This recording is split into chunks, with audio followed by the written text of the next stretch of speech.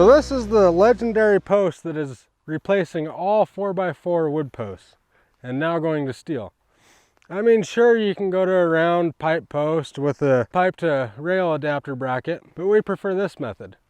It already has all your pre-punched holes for your screws. It's got these nice little tick marks for you to figure out where to put your rails at. Each tick mark is 6 inches.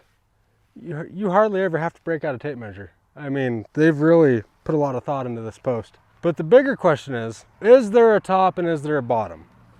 Because to me, I can't see much difference, but maybe there is. And the answer is that there is a top and there is a bottom. This is the top of the post and that's the bottom of the post.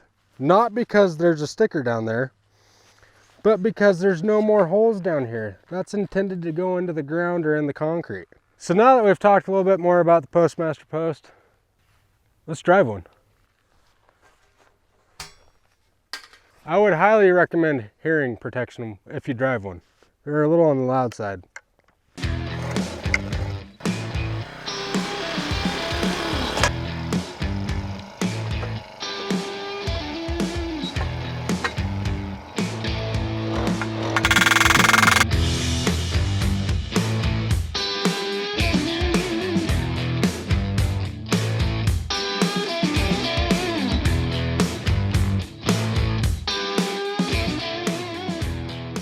That was pretty easy and painless. I don't know how long that took us. It didn't feel like it took any time at all. Let's check out our end result. Still pretty solid. I can't move it. Can't pull it out of the ground by hand.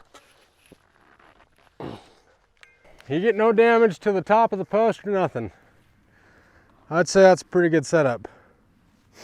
I was pretty excited about it, so I just wanted to show it to you. Have a great day.